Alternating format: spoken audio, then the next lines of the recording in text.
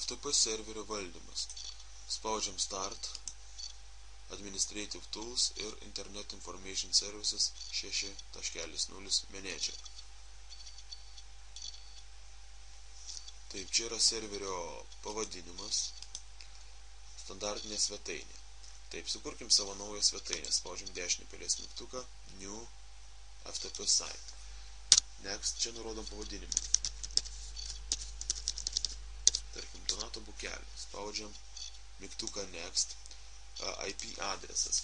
Jeigu nurodysim all unassigned, reiškia, kad FTP serveris bus aptarnaujamas bet kokio IP adresu, kokį tik gaus kompiuteris. O jeigu nurodomėm šitą, tai tik visada tik tai tokiu. Ir pasikeitus IP adresu reikėtų keisti svetainės nuostatas. Palikim all unassigned. Taip, standartiškai FTP dirba 21 prievadu, bet galim, tarkim, pakeisti į 21.21. Ir spaudžiam Next. Next. Čia nurodom vietą kietajame diske, kur saugomi bus FTP failai. Galim parinkti į netpub ir FTP root. Ir spaudžiam mygtuką OK. Next. Rašymo, tai yra bylų įkelimo galimybė, reikalinga ar nereikalinga. Tarkim, reikalingas. Pažymim Write. Spaudžiam Next.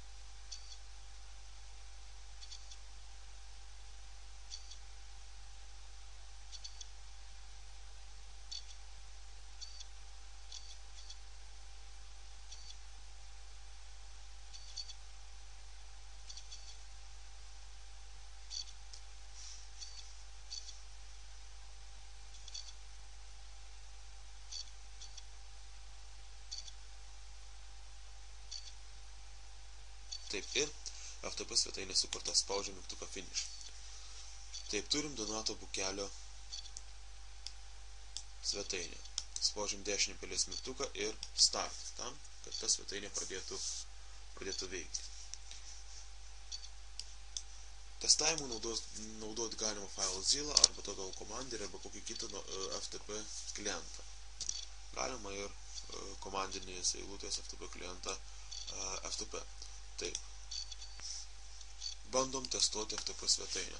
Spaudžiam Next, FTP New Connection, nurodom localhost arba IP adresą, prievadą 2.1.2 ir pažymim, kad jungsimės anoniminiu prisijungimu. Taip, prisijungia prie serverio. Disconnect. Dabar reikia anoniminiams vartotojams valdyti prieigą.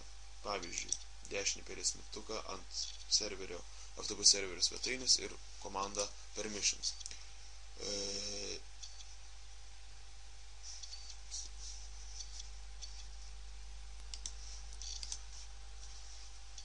Privilegijų anoniminiams vartotojams valdymas. Tai yra, ką jie gali daryti kataloge, FTP kataloge, prie kurio prisijungia.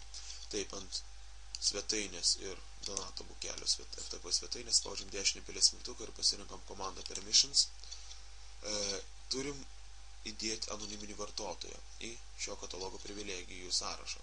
Spaudžiam Edit, tada Add mygtuką ir surandam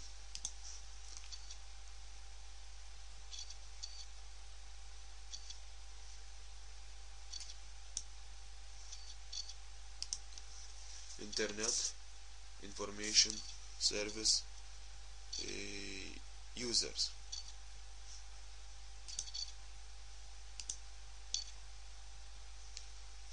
Internet Internet User ir Internet Guest Accounts. Jo pilnas vardas. Ir jam dabar nustatom privilegijas. Taip. Spaudžiam Apply. OK. Geriausia privilegijas šitam vartotojui Internet Guest Account nustatyti Advanced. Taip, Internet Guest Account, Edit, dar kartelį Internet Guest Account, Edit ir trinimo. Galima atžymėti arba pažymėti kaip deny, bylas įrašyti leisti, tarkim tokias privilegijas. Ir spaudžiam OK, Apply, Yes, OK, OK. Ir dabar galim bandyti perkrauti FTP serverį. Stop.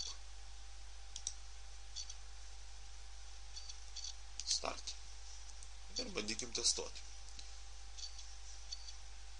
Net FTP connect. Taip, prisijungi ir bandykim dabar bylas. Taip, bylos sėkmingai įmestos. O ištrinti privilegijų nėra ir neleidžia. Disconnect.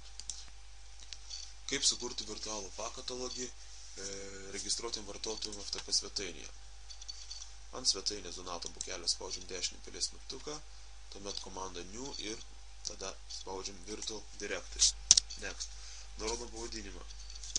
Bukelis, spaudžiam next ir nurodom kelią iki katalogo kitajame diske, kur bus saugomi tie failai. Pavyzdžiui, galima nurodyti FTP root ir ten sukurti katalogą Bukelis. OK. Next. Privilegijos rašymo. Taip. Next. Edit permissions. Reikia ant Bukelis to katalogo paspaus dešinį pelės mygtuką ir pasirinkti permissions. Internet guest account. Tam, kad tas vartotojas neprieitų, anoniminis, kad negalėtų naršyti registruoto vartotojo kataloguose, reikia nuimti varnelę redata list folders, pažymėti kaip deny. Dabar anoniminis vartotojas negalės patekti į būtent šitą pakatalogį. Taip, ir edit mygtuką add advanced find, reikia surasti reiškis vartotoją ir jį įdėti tą vartotoją, kuris galės patekti į šitą katalogą. Spaudžiam OK. Jam, kadangi jo, čia katalogas, tiesiog nurodom visas teisės, full control, apply, OK, OK. Ir galim perkurti serverį ir bandyti testuoti. Stop, start.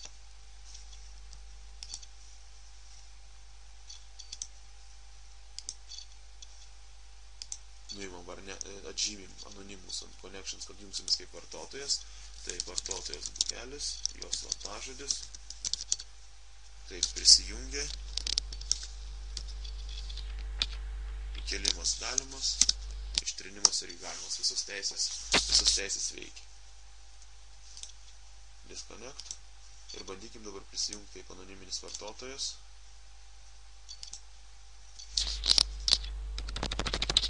Jam į katalogą Bukelis access denied. Jam nėra galimybės patekti į virtualų katalogą registruotų vartotojų. FTP nustatymai sėkmingai įvykdyti ir veikia korektiškai.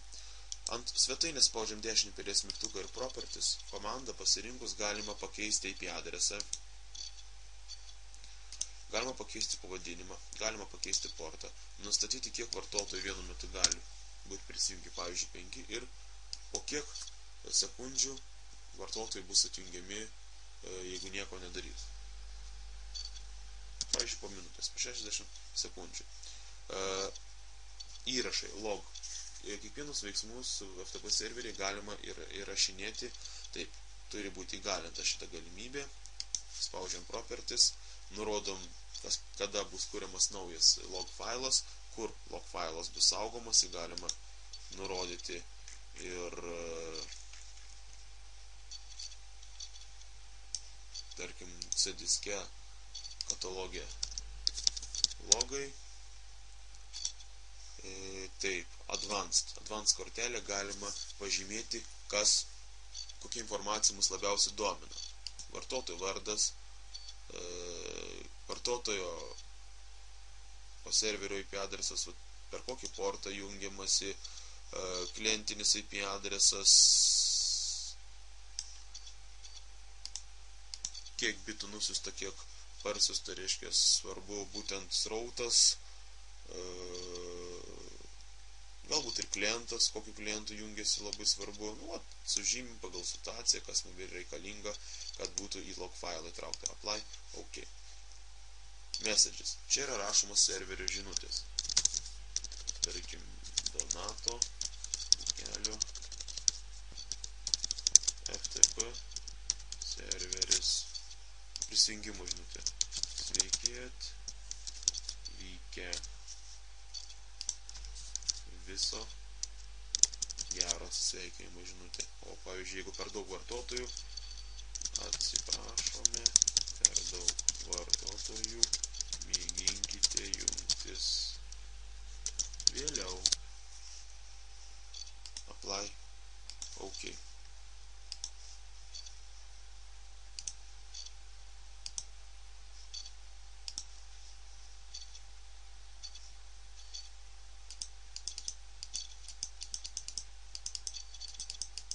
Visos žinutės yra matomos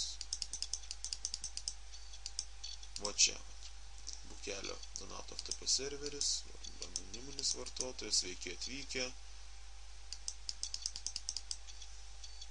Aiškiai viskas tvarkoja su žinutė. Ką dar galima keisti? Dešinį mygtuką ant svetainės properties.